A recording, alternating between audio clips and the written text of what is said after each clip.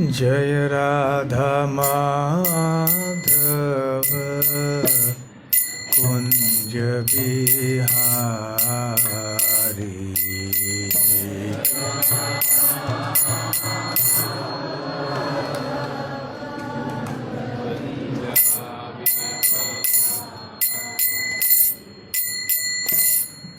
गोपीजन वल्लभ गिरिवर धारी।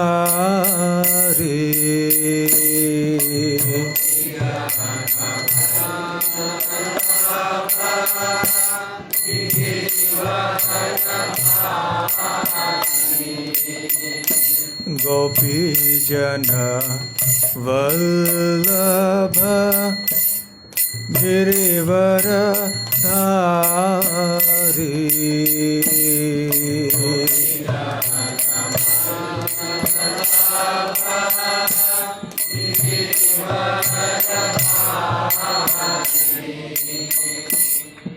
यशोदा नंदन ब्रज जन रंजन।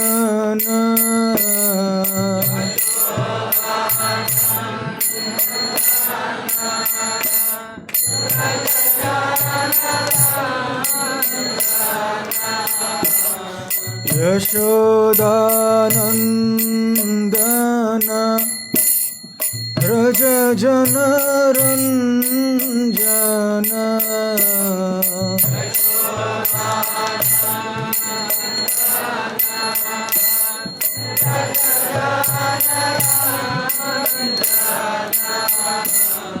यमुना तीर वनचारी।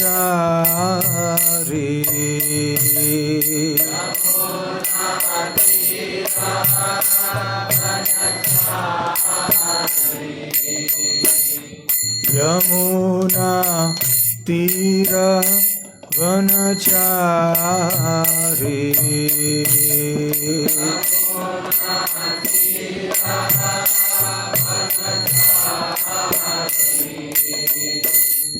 जय राधा माधव कुंज बिहारी।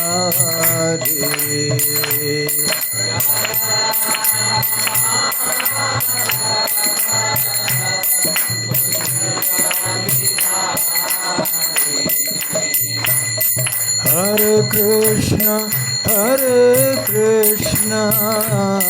कृष्ण कृष्ण हरे हरे, हरे राम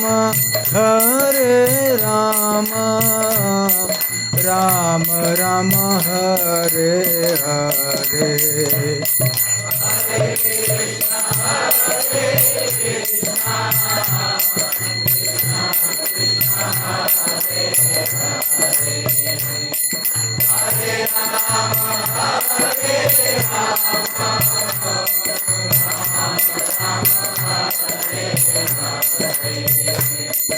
हरे कृष्ण कृष्ण कृष्ण हरे हरे, हरे राम राम राम हरे हरे।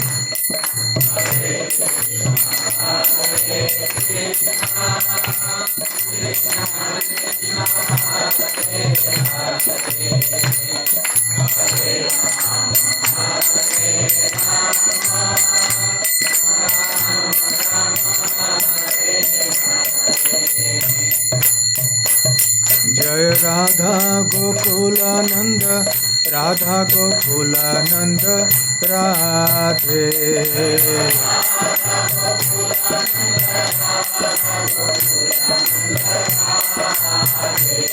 जय गौरानिताय जय गौरानिताय जय गौरानिताय जय गौरानिताय।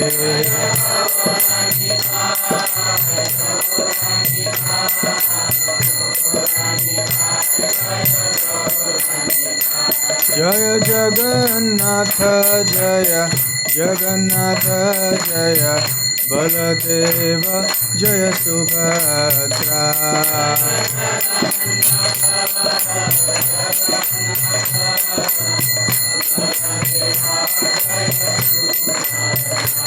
जय जय प्रभुपाद प्रभुपाद प्रभुपाद जय प्रभुपाद।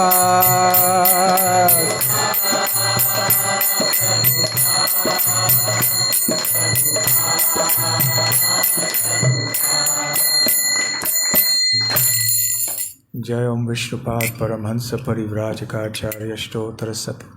His Divine Grace अभय चरणारविंद भक्ति वेदांत स्वामी श्रील प्रभुपाद की जय। अनंत कोटि वैष्णव वृंद की जय। श्री श्री राधा गोकुलानंद की जय। श्री श्री गौर निताय की जय। श्री श्री जगन्नाथ बलदेव सुभद्रा मई की जय। निताय गौर प्रेमानंदे। समवेत भक्त वृंद की जय। समवेत भक्त वृंद की जय। समवेत भक्त वृंद की जय। श्री श्री गुरु गौरांग की जय।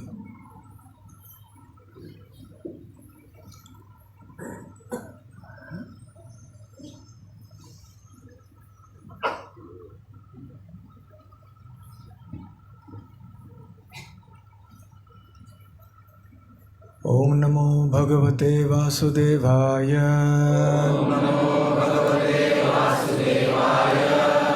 ओम नमो भगवते वासुदेवाय। ओम नमो भगवते वासुदेवाय।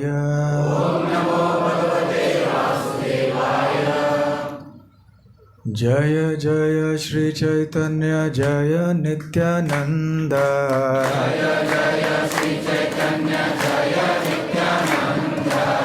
जय अद्वैत चंद्र जय गौर भक्त वृंद।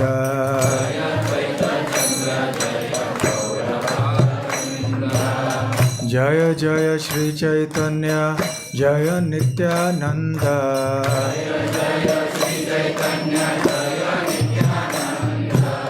जय अद्वैत चंद्र जय गौर भक्त वृंद।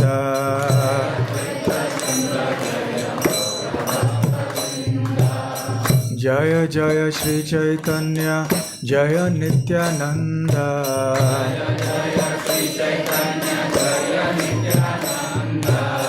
जय अद्वैत चंद्र जय गौर भक्त वृंद।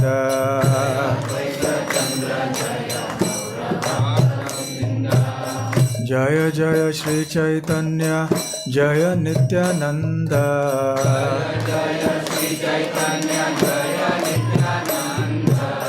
जय अद्वैत चंद्र जय गौर भक्त वृंद।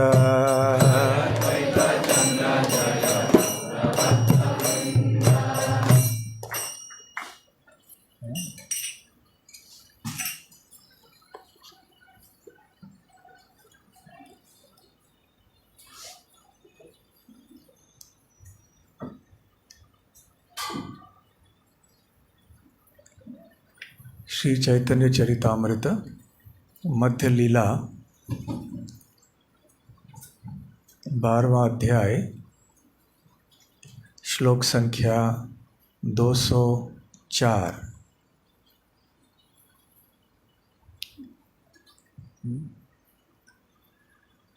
आर दिन जगन्नाथेर नेत्रोत्सव नाम।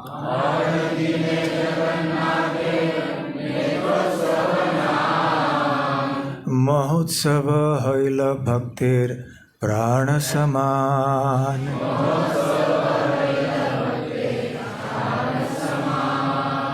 आर दिन जगन्नाथेर नेत्रोत्सव नाम।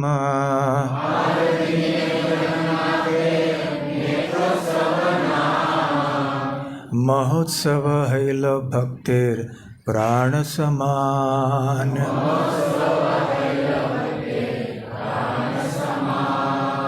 आर दिन जगन्नाथेर नेत्रोत्सव नाम।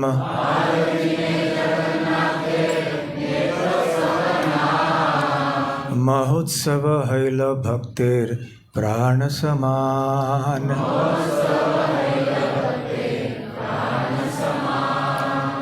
दो प्रभु जी, दो माता जी, बोलिए। अनुवाद और तात्पर्य श्रीला प्रभुपाद द्वारा। अनुवाद आप सबको पीछे सुनाई दे रहा है क्या? ठीक है।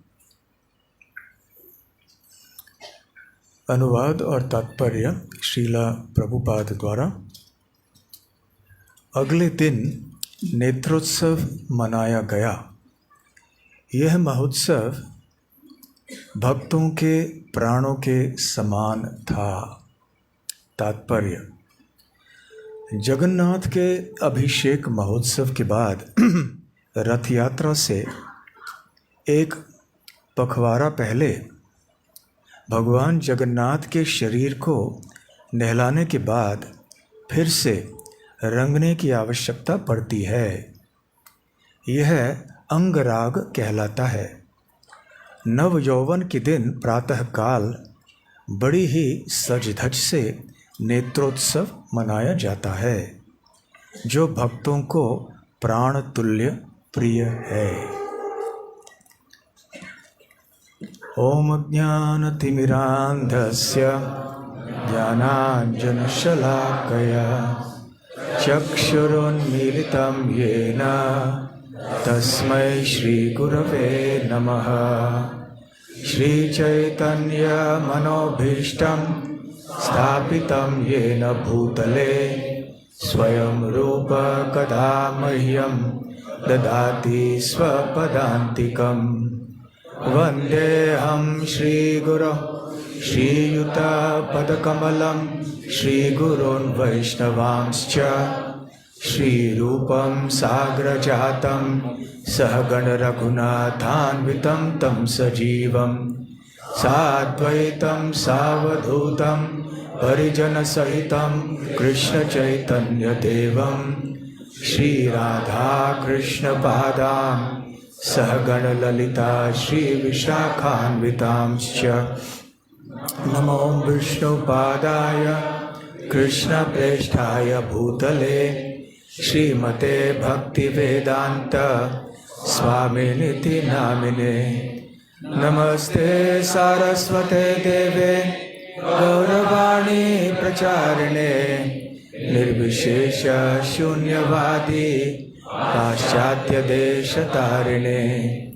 मूकं करोति वाचालं पंगुं लंघायते गिरिं यत्कृपातमहं वन्दे श्रीगुरून् दीनतारणम्।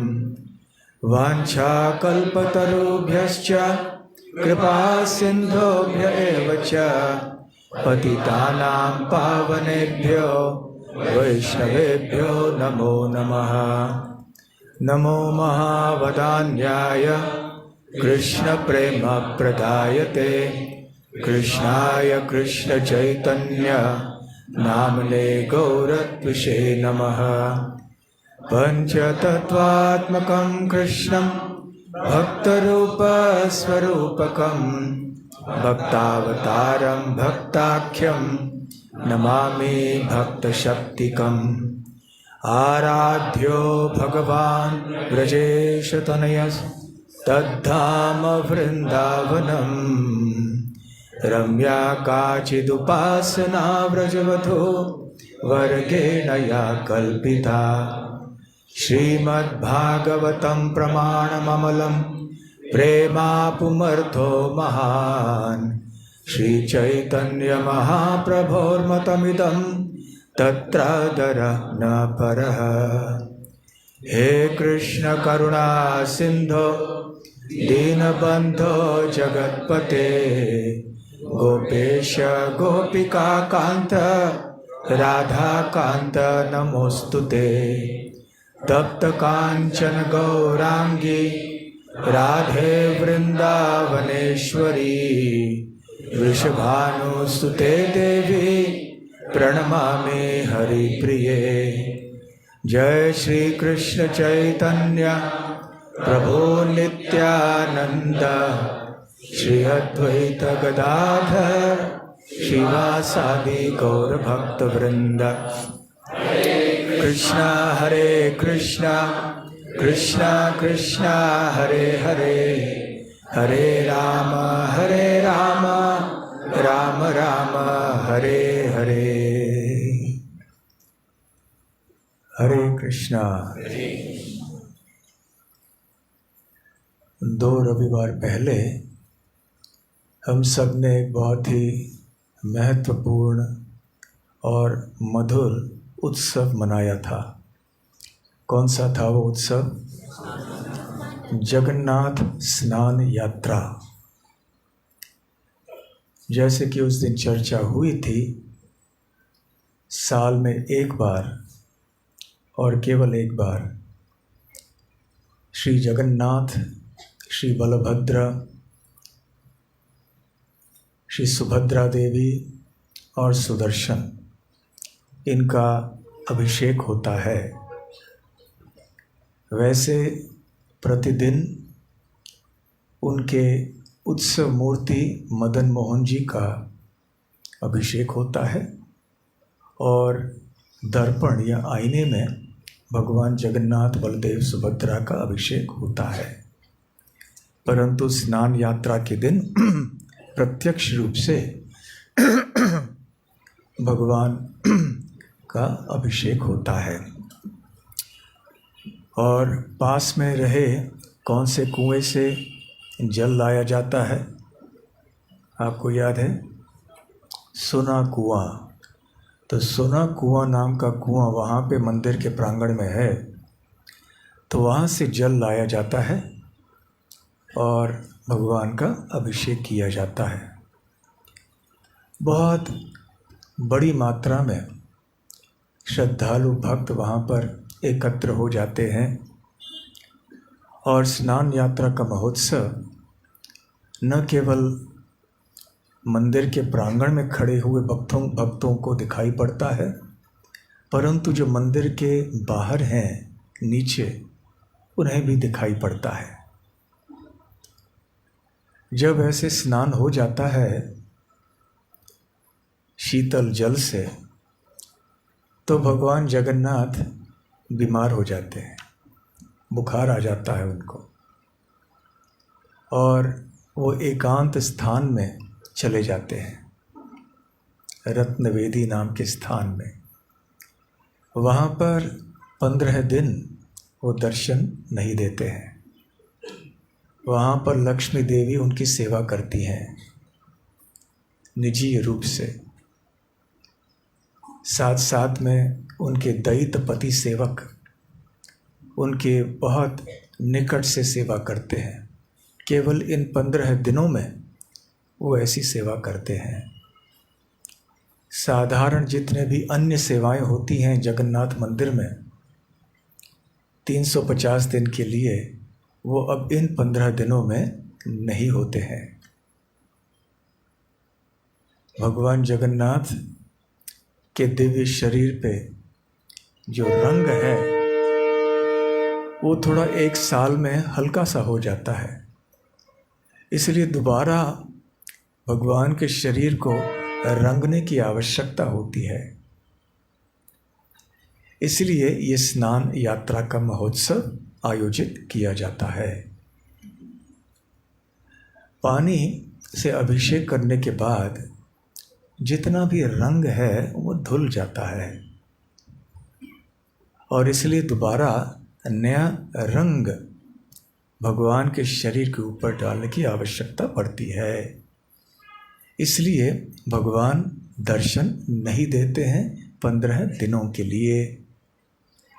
जब ऐसे बीमार हो जाते हैं भगवान, तो उन्हें तरह तरह के औषधियाँ, फलों के रस आदि दिए जाते हैं ताकि उनका स्वास्थ्य फिर से ठीक हो जाए। ये बहुत विशेष समय है, इसे अनवसर कहते हैं। यहाँ पे भगवान दर्शन नहीं देते हैं। जैसे कि यहाँ प्रभुपाद जी तात्पर्य में बता रहे हैं,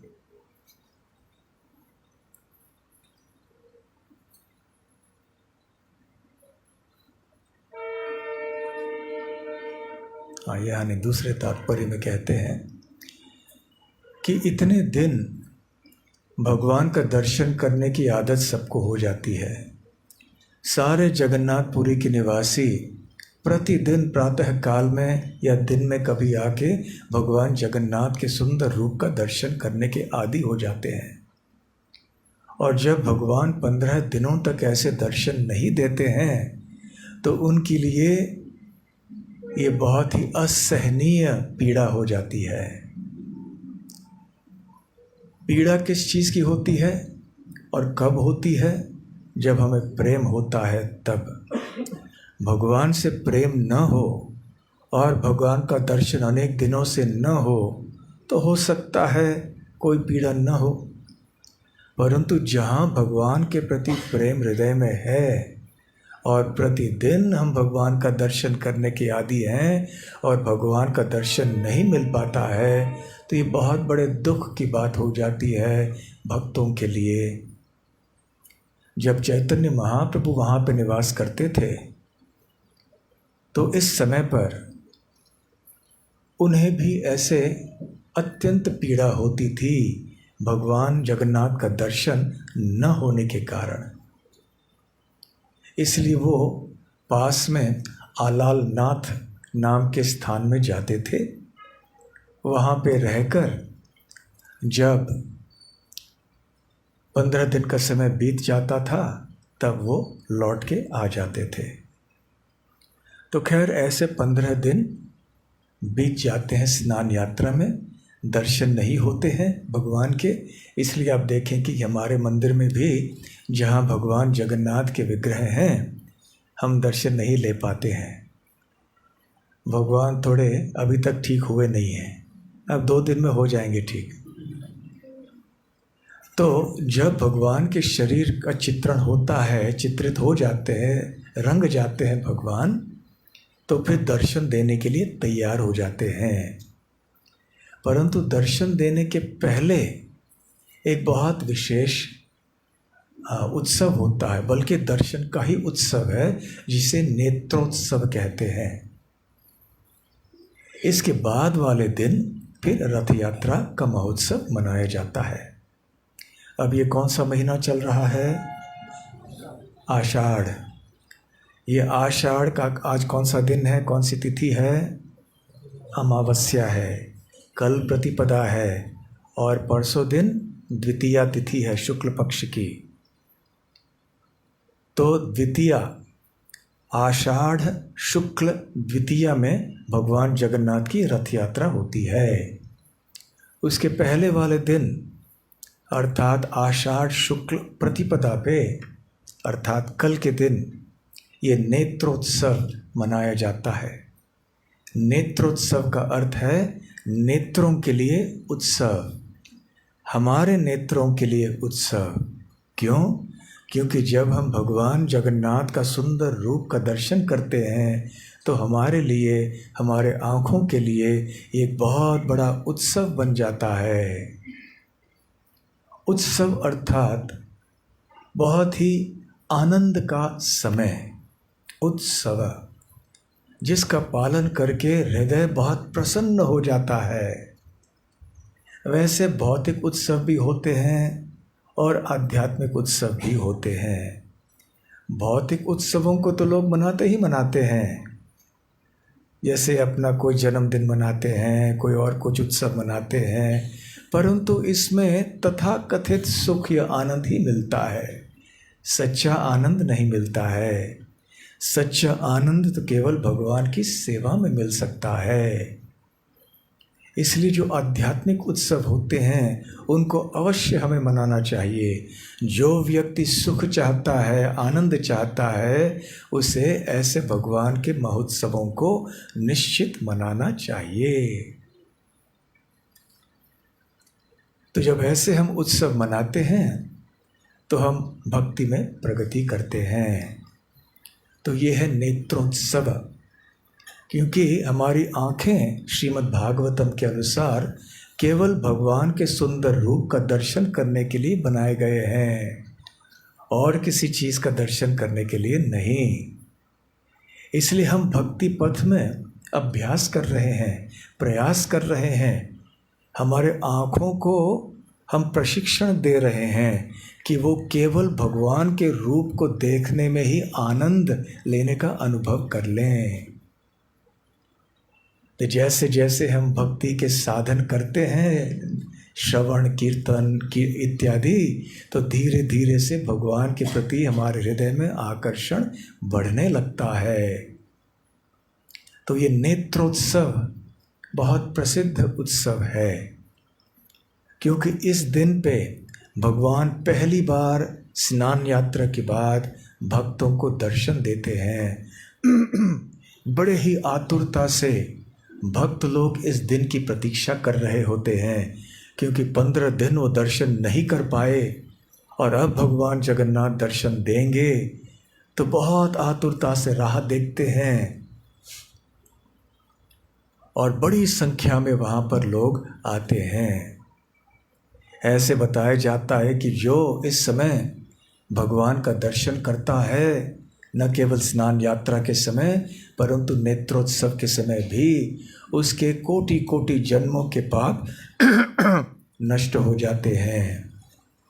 परंतु एक महत्वपूर्ण बात कहने की ये है कि हम भक्ति हमारे पापों को नष्ट करने के लिए नहीं करते हैं, हम भक्ति करते हैं भगवान के प्रति प्रेम उत्पन्न करने के लिए। पाप तो अपने आप ही नष्ट हो ही जाएंगे, इसमें कोई संदेह नहीं होना चाहिए किसी को। तो भक्त लोग आते हैं और अपने आँखों के लिए एक उत्सव हो जाता है भगवान का सुंदर रूप देख के। नेत्रोत्सव का और एक भी अर्थ हो सकता है कि भगवान के नेत्रों के लिए ये उत्सव है, क्योंकि अब वो 15 दिन के बाद अपने भक्तों को देख पा रहे हैं। देखिए, जितना आतुर भक्त होते हैं भगवान का दर्शन करने के लिए, भगवान भी कोई कम आतुर नहीं होते हैं भक्तों का दर्शन करने के लिए। भगवान विराजमान हैं, देखिए खड़े हैं, कितने धीरज रख के खड़े हैं। हम कभी आते हैं, कभी नहीं आते हैं, कभी कभी आते भी हैं तो ध्यान मोबाइल फ़ोन पर रहता है, फिर भी भगवान को शिकायत नहीं करते, खड़े रहते हैं।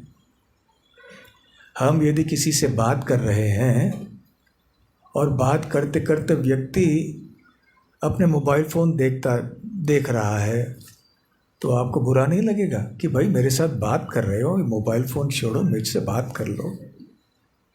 तो भगवान के सामने भी लोग आते हैं, अपना मोबाइल फ़ोन खोल के कुछ न कुछ करते रहते हैं, मंदिर में बैठ के भी, फिर भी भगवान शांति से सहन कर लेते हैं। आके न जाने हम क्या क्या और बात करते रहते हैं, मंदिर में खड़े होकर तरह तरह की बातें भी करते हैं, प्रज्वल भी करते हैं, कभी कभी प्रवचन में सो भी जाते हैं। भगवान सब देख रहे होते हैं, फिर भी शांत रहते हैं। कितना धीरज है। तो भगवान यहाँ पर क्यों खड़े हैं? क्योंकि वो दर्शन देना चाहते हैं और साथ साथ वो भक्तों को देखना भी चाहते हैं। इसलिए मंदिर आने का जो उद्देश्य हमारे लिए है वो केवल ये नहीं है कि हम भगवान का दर्शन करें, परंतु हम इसलिए भी आते हैं ताकि भगवान के सामने खड़े होकर हाथ जोड़कर प्रणाम करके स्तुति पाठ आदि करके हम भगवान को कहें कि हे प्रभु, आपके सामने आपका दास हाजिर है, कृपया आपकी कृपा दृष्टि बनाए रखिए इस बद्ध जीव के ऊपर। जिस प्रकार से कोई व्यक्ति जाता है, कहीं हाजिरी देनी पड़ती है उसे, तो यहाँ भी हम आते हैं भगवान को हाजिरी देने के लिए, परंतु ये एक औपचारिकता नहीं है, यूँ ही बस नाम के लिए आते हैं, हाजिरी देकर जाते हैं, ऐसे नहीं है। भले उतना भी करें तो बड़ी बात है, परंतु जब आते हैं तो भक्ति भाव से आते हैं ताकि भगवान भी संतुष्ट हो जाएं। देखिए, यदि भगवान यहाँ पर विराजमान हैं और कोई भक्त उनका दर्शन करने आए नहीं, तो भगवान को अच्छा लगेगा? अरे भगवान कहेंगे मैं तो इतनी दूर से वैकुंठ जगत से आया हूँ, गोलोक वृंदावन से आया हूँ, और मैं यहाँ खड़ा हूँ और कोई मेरा दर्शन करने के लिए नहीं आ रहा है, तो भगवान तो प्रसन्न होंगे नहीं। तो खैर, इसलिए भगवान भी बहुत प्रसन्न होते हैं। भगवान के नेत्रों के लिए भी एक सुंदर दृश्य होता है जब उनके प्रेमी श्रद्धालु भक्त उनके सामने बड़े आतुरता से एकत्र हुए होते हैं उनका दर्शन करने के लिए। तो भक्तों के लिए और भगवान के लिए ये नेत्रोत्सव है। और एक बात ये है कि जब विग्रह की प्राण प्रतिष्ठा होती है, जब विग्रह की स्थापना होती है, तो अनेक विधियां होती हैं पंचरात्र की शास्त्रों के अनुसार, अर्चना विधि के अनुसार। उनमें से एक है जिसको नेत्रोन्मीलनम कहते हैं। जब भगवान के आँखों को खोला जाता है, वैसे इसके पहले पट्टियों से बांध लिया जाता है और उस समय बहुत सारे मंत्रों का उच्चारण किए जाते हैं और फिर ये पट्टी खोली जाती है और फिर भगवान के नेत्रों का दर्शन पहली बार होता है। भगवान की आँख खुल जाते हैं। इसको नेत्रोन्मीलनम कहते हैं, नेत्र उन्मीलनम। तो क्योंकि यहाँ पे साल में एक बार अंगराग होता है, भगवान को नया रंग दिया जाता है, तो दर्शन करने देने के पहले, नेत्रोत्सव के पहले प्रातः काल में ही ये नेत्र उन्मीलनम विधि भी की जाती है। इसमें क्या होता है, पहले कोई तुलसी के टहनी से उसको शहद या मध में उसको डुबा के फिर भगवान के दाहिने कान को स्पर्श किया जाता है, दाहिने आँख को स्पर्श किया जाता है और फिर तुलसी के टहनी से को घी में डुबोकर फिर भगवान के बाएं आँख का स्पर्श किया जाता है और इस समय तरह तरह के मंत्रों का उच्चारण किया जाता है। फिर काजल लेकर भगवान के निचले पलकों के किनारों पर काजल लगाया जाता है और इस तरह से फिर भगवान की आंखें खुल जाती है। इसके पहले भगवान की आंखों का रंग लगाया जाता है और फिर ये सब किया जाता है। उसके बाद अब जब भगवान की आंखें खुल गई हैं, अर्थात भगवान अब दर्शन करने के लिए तैयार हैं, तो फिर आरती होती है और आरती के समय सारे श्रद्धालु भक्त भगवान का दर्शन कर पाते हैं। तो ये है नेत्रोत्सव, जगन्नाथपुरी में कल मनाया जाएगा। आने वाले प्रतिपदा कल है। तो श्री चैतन्य महाप्रभु भी इस उत्सव को बड़े आनंद से मनाते थे और आज का जो श्लोक है उसमें यही बताया गया है। अनुवाद इस प्रकार से है कि अगले दिन नेत्रोत्सव मनाया गया। यह महोत्सव भक्तों के प्राणों के समान था। प्राणों के समान क्यों था? क्योंकि 15 दिन जो वो भगवान का दर्शन नहीं कर पाए थे, अब जब दर्शन कर पाए थे ऐसे लग रहा था मानो उनके शरीर में प्राणवायु फिर से आ गई। भक्तों के लिए भगवान ही प्राणधन होते हैं। जिस प्रकार से एक भौतिकतावादी व्यक्ति के लिए अपना धन ही प्राणधन होता है, प्राण के समान होता है, तो भक्तों के लिए भगवान प्राणधन होते हैं। इसलिए जो अच्छे भक्त होते हैं वो सबसे धनी होते हैं। भले भौतिक दृष्टि से वो गरीब हो या धनी हो, परंतु उसके पास यदि भगवान हैं, यदि उस व्यक्ति ने भगवान को अपना धन मान लिया है तो वो सबसे धनवान व्यक्ति हो जाता है। परंतु कोई यदि धनवान व्यक्ति है, उसके पास करोड़ों रुपए है, परंतु उसने केवल धन को ही धन मान लिया है, तो फिर वो आध्यात्मिक दृष्टि से गरीब माना जाता है, दीनहीन माना जाता है। इसलिए यहाँ सब जो भी बैठे हैं सब बड़े धनी हैं, धनवान हैं। आप ये मत सोचिए कि अरे मेरे बैंक में तो इतने पैसे नहीं हैं तो मुझे क्यों धनी बुला रहे हैं ये। आप वास्तव में धनवान हैं, क्योंकि यहाँ पर जो भी आते हैं उन्होंने भगवान को अपना धन, अपना प्राण धन बना लिया है। बस इस भावना को हमें भूलना नहीं चाहिए। तो खैर, अब यहाँ कृष्णदास कविराज वर्णन करते हैं कि कैसे नेत्रोत्सव को मनाया श्री चैतन्य महाप्रभु ने। तो आइए थोड़े श्लोकों का पठन करते हैं चैतन्य चरितामृत से। पक्ष दिन दुखी लोक प्रभुर अदर्शने, दर्शन कोरिया लोक सुख पाइला मने। पक्ष दिन अर्थात 15 दिन के बाद दुखी लोक, अनेक लोग जो दुखी थे। क्यों दुखी थे?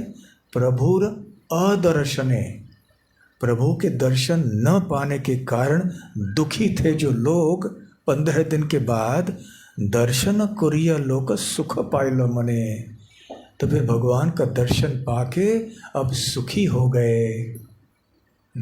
ये वास्तविक सुख है, सच्चा आनंद है। महाप्रभु सुखेलो न सब भक्त गण, जगन्नाथ दर्शने कोरिला गमन। तो बड़े हर्ष उल्लास के साथ श्री चैतन्य महाप्रभु जो भी 15 दिनों से प्रतीक्षा कर रहे थे इस सुंदर उत्सव का, वो अपने भक्तों को साथ में लेकर गए और जगन्नाथ मंदिर में चले गए दर्शन हेतु।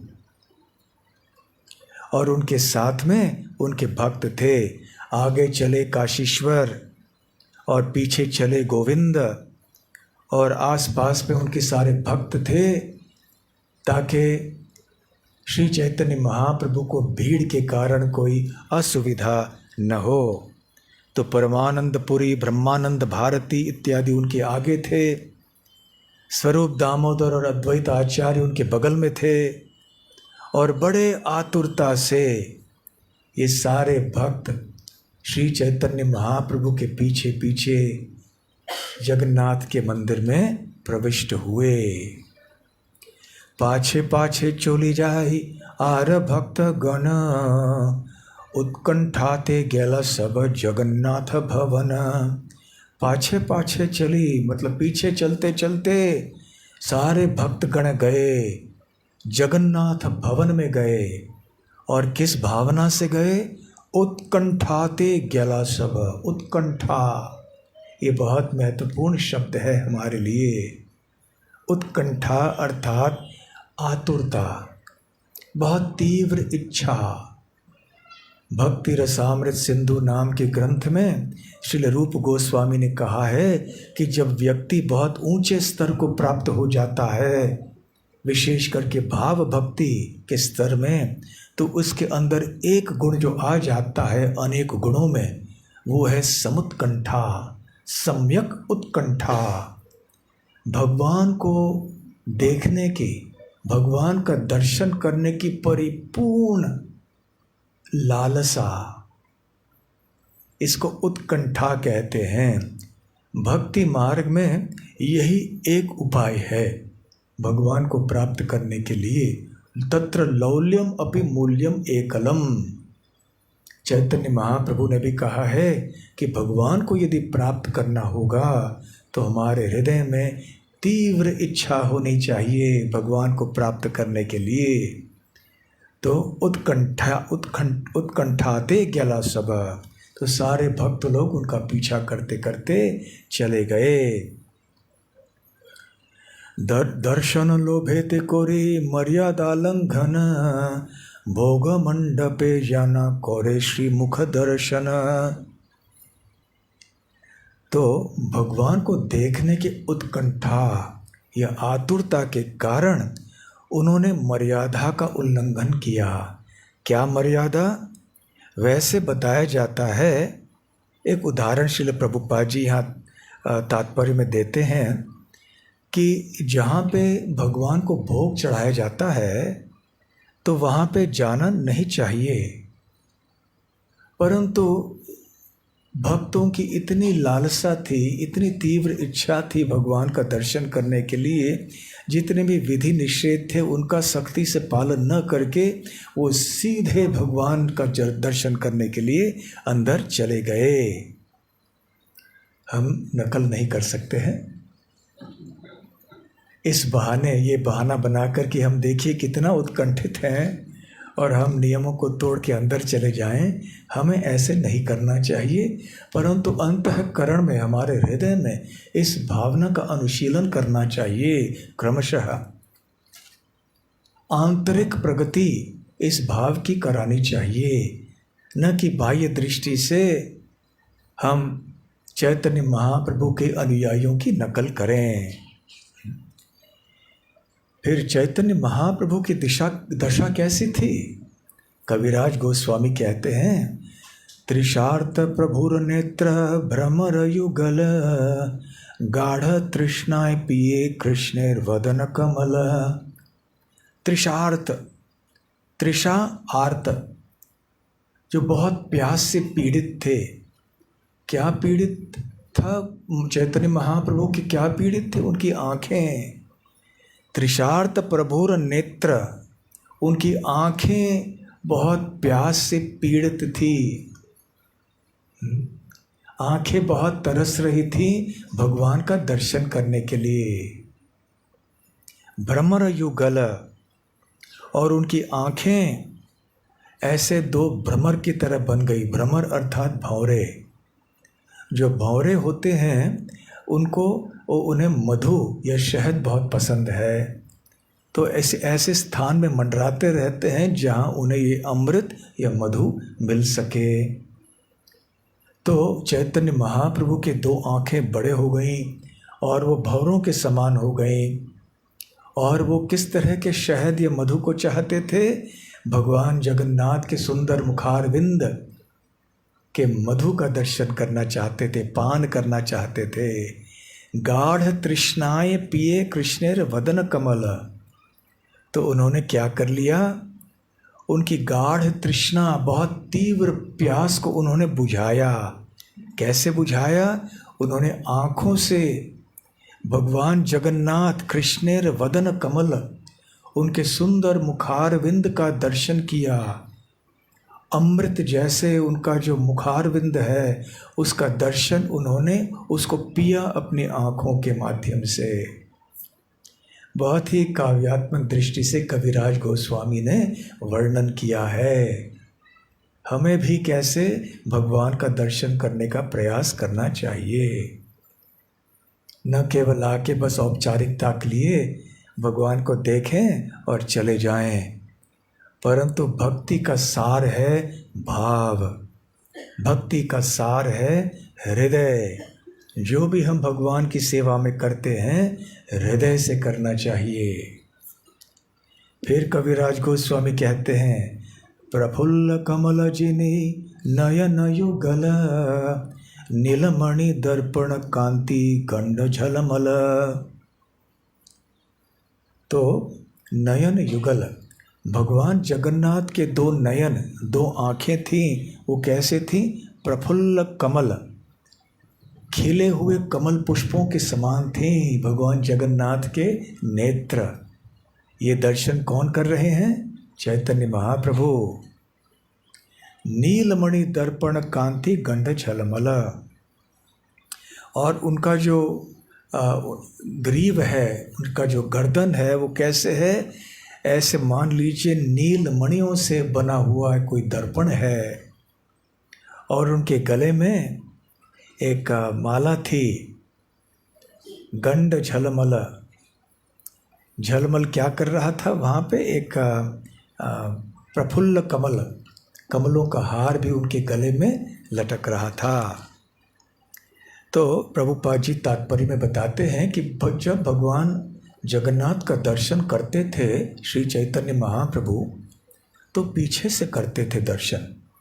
वहाँ एक गरुड़ स्तंभ है, तो गरुड़ स्तंभ के पीछे खड़े होकर वो वहाँ से दूर से भगवान का दर्शन करते हैं। तो क्योंकि इस बार 15 दिन बीत चुके थे और चैतन्य महाप्रभु को भगवान जगन्नाथ का दर्शन नहीं हुआ था, इसलिए वो इतने आतुर थे कि उन्होंने गरुड़ स्तंभ को पार करके वो सीधे भगवान के निकट आ गए दर्शन करने के लिए। वैसे बताया जाता है कि हमें भगवान का दर्शन बहुत निकट से नहीं करना चाहिए, ये एक विधि है, थोड़ा सा दूर रहना चाहिए। और भगवान के पास में जब जाते हैं तो बहुत पास में नहीं जाना चाहिए, थोड़ी दूरी होनी चाहिए और ऊंचे स्वर में, ऊंचे आवाज़ में भगवान के सामने नहीं बोलना चाहिए।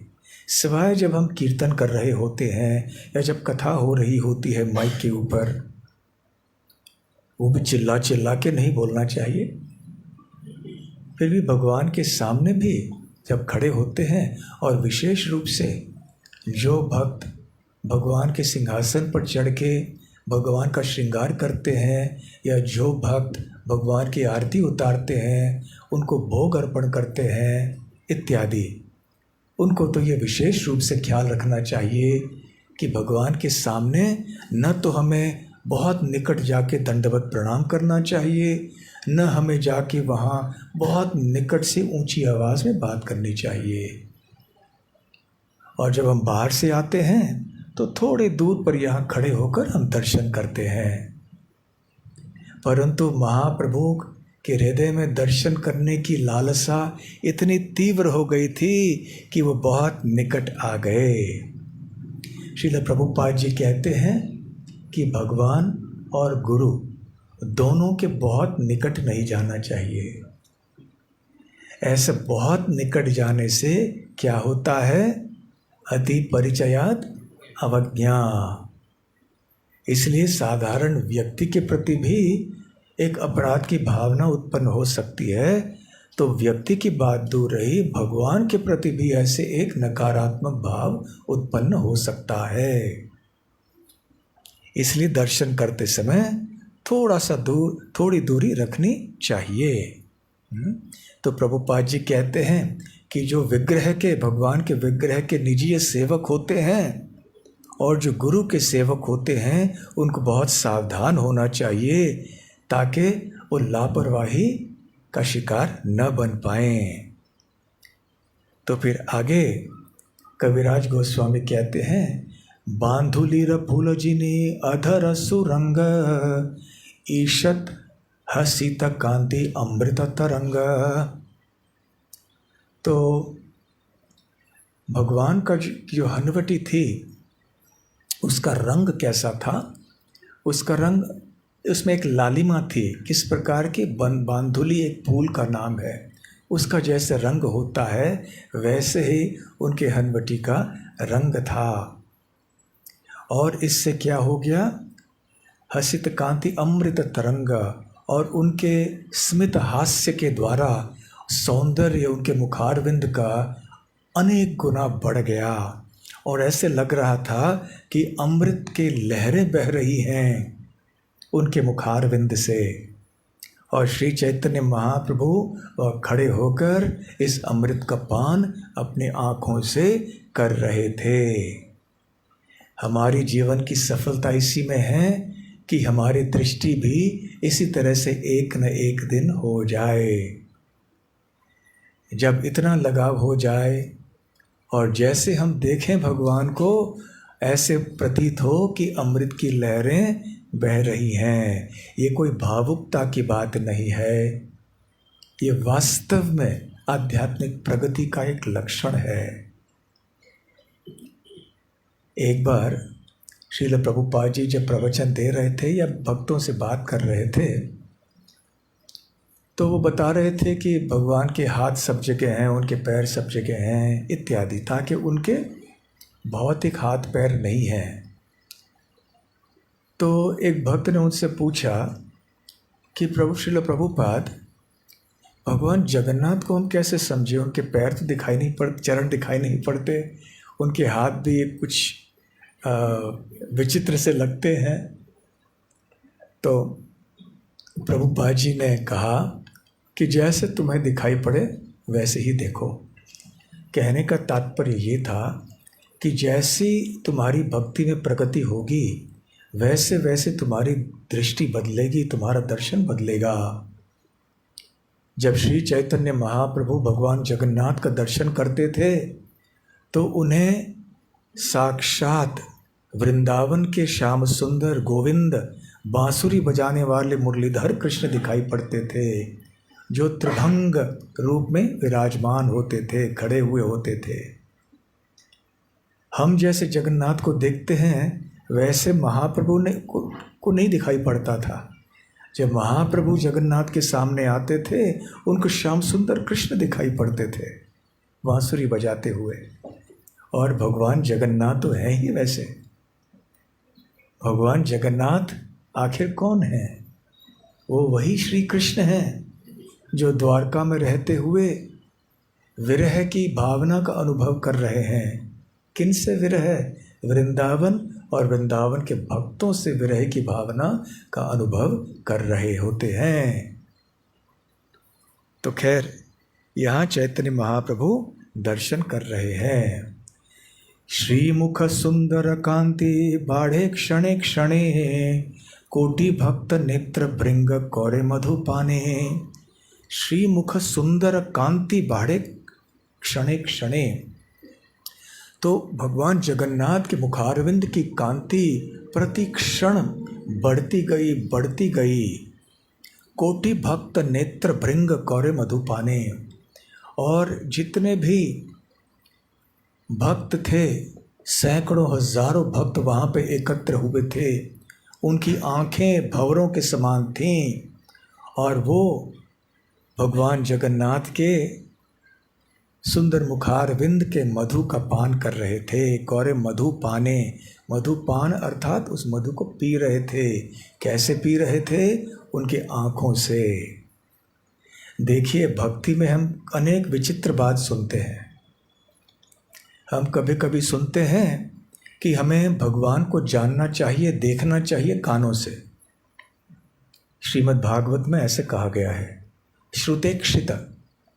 इक्षित मतलब देखना। कैसे देखना? कानों से देखना। अभी आप पूछिएगे, अरे ये कैसी विचित्र बात हो गई, हम तो आँखों से देखते हैं, कानों से सुनते हैं। तो ऐसे क्यों बताया गया है कि हमें कानों से देखना चाहिए? इसका कारण ये है कि कानों से जब हम ज्ञान प्राप्त करते हैं तो ऐसे ज्ञान युक्त दृष्टि जो है हमारी वो सही होगी, परिपूर्ण होगी। परंतु जब हमारे पास ज्ञान नहीं होता है तो हमारी दृष्टि भी अपूर्ण हो जाती है, हमारी दृष्टि सही नहीं होती है। इसलिए ये पूछने के पहले कि हम भगवान को देखना चाहते हैं आँखों से, हमें भगवान को सबसे पहले कानों से देखना चाहिए, अर्थात भगवान के बारे में सुनना चाहिए। जब सुनते रहेंगे तब इस योग्य हो जाएंगे एक न एक दिन कि हम आमने सामने भगवान का दर्शन कर पाएंगे। और भगवान बड़े कृपालु हैं, इसलिए अर्चा विग्रह के रूप में भी यहाँ पर प्रकट हुए हैं ताकि हम अभ्यास कर सकें दर्शन करने का। और ज्ञान जब प्राप्त करते हैं तो समझ में आता है हमें कि भगवान का श्री विग्रह भगवान से अभिन्न है। भगवान और उनके विग्रह में कोई अंतर नहीं है। इसलिए यहाँ पर सारे भक्त क्या कर रहे हैं? हम लोग बैठ के अभी सुन रहे हैं, भगवान को कानों से देख रहे हैं। और यहाँ पे इन श्लोकों में बताया गया है कि आँखों से पी रहे हैं, जबकि हम पीते हैं कुछ तो मुख से पीते हैं। तो कोई लोग बोलेंगे आपकी भक्ति की भाषा बड़ी विचित्र है, आप लोग कानों से देखते हो, आँखों से पीते हो, ये सब क्या हो रहा है? ऐसे ही है आध्यात्मिक जगत में हमारे आँखों के और कानों का महत्व ऐसे ही होता है। तो चैतन्य महाप्रभु के भक्त भगवान के सुंदर मुखारविंद के का दर्शन करते हुए बड़े आनंद का अनुभव कर रहे थे। जत पिए तो तृष्णा बाढ़े निरंतर, मुखाम्बुज छाड़ी नेत्र न जाए अंतर। जत पिए, जितना भी वो इस मधु का पान कर रहे थे वो भक्त, तृष्णा बाढ़े निरंतर, उनकी प्यास बढ़ते जा रही थी। मुख अम्बुज छाड़ी, भगवान का मुखारविंद छोड़कर नेत्र न जाए अंतर, उनकी आंखें किसी दूसरे स्थान में नहीं जा रही थीं। दूसरे शब्दों में उनकी आंखें केंद्रित थीं पूरी तरह से भगवान जगन्नाथ के सुंदर मुखारविंद के ऊपर, और यहाँ वहाँ भी नहीं देखते थे।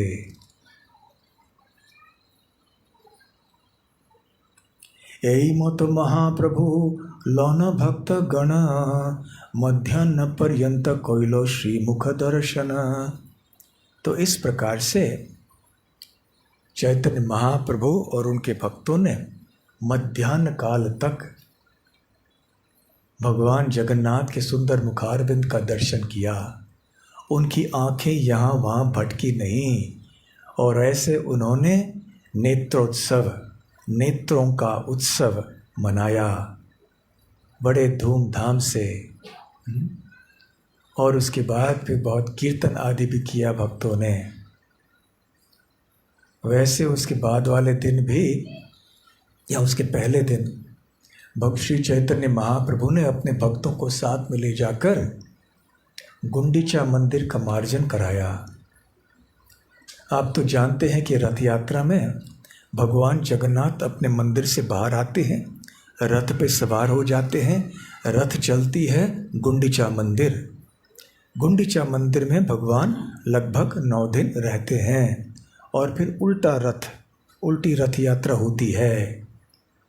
तो ऐसे बताया जाता है कि भगवान जगन्नाथ का मंदिर ये नीलाचल है, द्वारका के समान है, और जहाँ 9 दिन भगवान जगन्नाथ रहते हैं रथ यात्रा के बाद, वो स्थान गुंडीचा मंदिर है सुंदराचल, वो वृंदावन के समान है। तो वहाँ पर जगन्नाथ वृंदावन में जाना चाहते हैं, द्वारका से वृंदावन।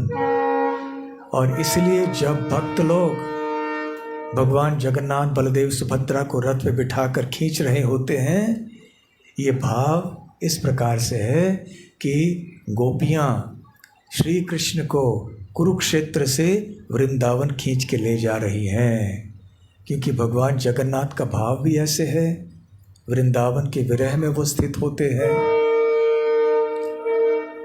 जब द्वारका के निवासी सूर्य ग्रहण के समय पर कुरुक्षेत्र में गए थे, तो देश भर से लोग वहाँ पर आए थे, वृंदावन से भी ब्रजवासी गण आए थे। अनेक वर्षों के बाद वहाँ उन्होंने श्री कृष्ण का दर्शन किया, और वो चाह रहे थे कि वापस श्री कृष्ण वृंदावन चले आएं।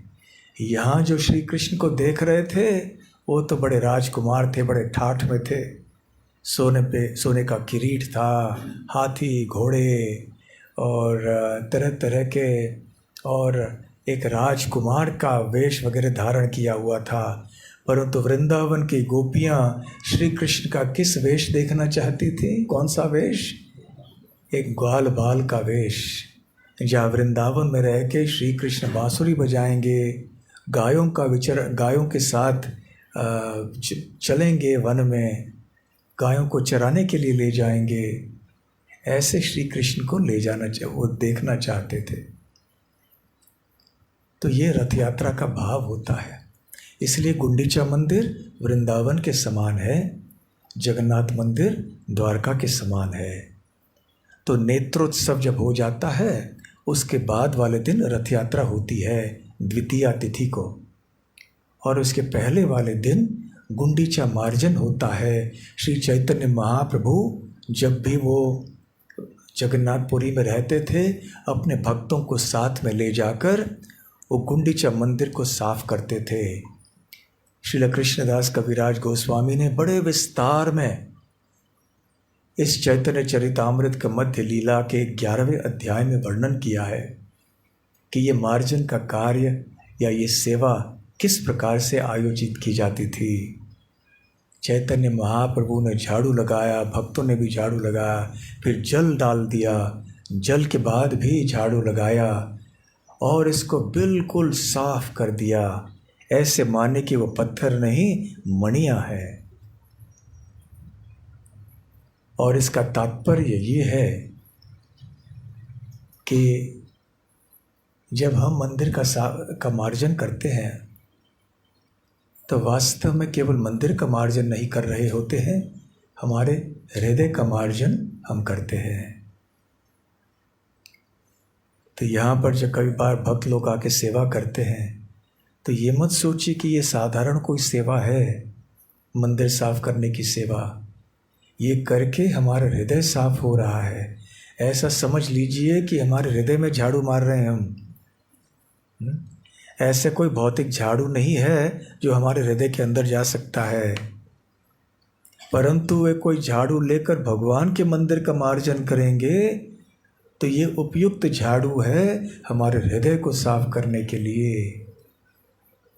तो सारे भक्तों ने जब ऐसे मंदिर मार्जन के सेवा में भाग लिया तो उन्हें ऐसे लग रहा था कि हमारा चित्त पूरी तरह से शांत और मधुर और हर्षित हो गया है, शुद्ध हो गया है।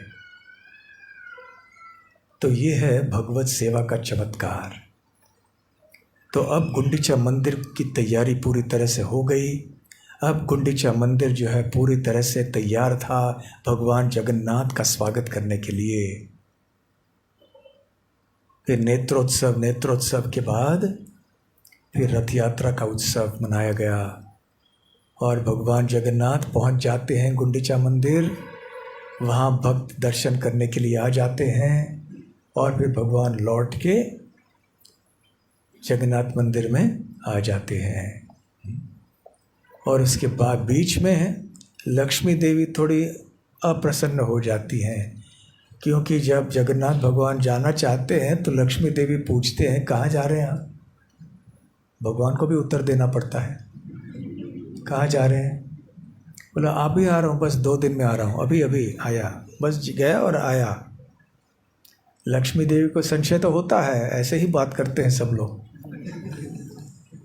तो भगवान जाते हैं, परंतु क्या करें, वृंदावन में गए हैं ना, तो वृंदावन के भक्तों का भाव ऐसे है, इतना मधुर है कि ये भगवान जगन्नाथ वहाँ भक्तों को छोड़ नहीं सकते, इसलिए और थोड़े दिन रह जाते हैं और थोड़े दिन रह जाते हैं। और ऐसे 5वें दिन जो है लक्ष्मी देवी अपने सेवकों को भेजती हैं कि जाओ उन्हें गिरफ्तार करके लेकर आ जाओ। ऐसे कैसे चले गए वो। तो इस तरह की लीलाएं जगन्नाथपुरी में होती हैं और किसी स्थान में नहीं होती हैं, इसलिए जगन्नाथ मंदिर बहुत विशेष है। श्रील प्रभुपाद जी ने जगन्नाथ मंदिर, जगन्नाथ भगवान और उनसे संबंधित जितने भी उत्सव हैं उनको विश्व भर में मनाया और प्रसिद्ध कराया। इस तरह से जगन्नाथ देव की संस्कृति अब विश्व विख्यात हो गई है श्रील प्रभुपाद जी के प्रयास और कृपा से। इसलिए हम लोग यहाँ बेलगाम में बैठ के भी आज भगवान जगन्नाथ की कथा कर रहे हैं। श्री जगन्नाथ बलदेव सुभद्रा श्री सुदर्शन की जय, श्री नेत्रोत्सव की जय, श्री गुंडीचा मार्जन की जय, श्री जगन्नाथ रथ यात्रा महोत्सव की जय, श्रील प्रभुपाद की जय। गौर प्रेमानंदे हरि हरि बोल। हरे कृष्णा। धन्यवाद। कोई प्रश्न है क्या किसी के? हाँ।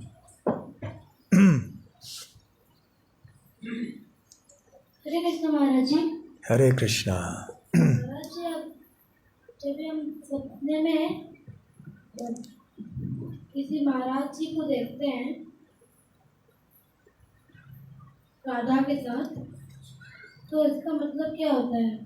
कुछ नहीं होता है, बस फिर से सो जाना, ठीक है। और कोई प्रश्न? हाँ, यहाँ एक प्रश्न इधर। हरे कृष्ण महाराज। हरे कृष्ण।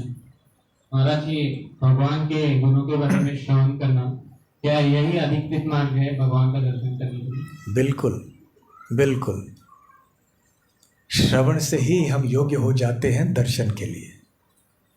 समय से पहले केवल भगवान मुझे दर्शन दीजिए, दर्शन दीजिए, ऐसे कहने का कोई मतलब नहीं है।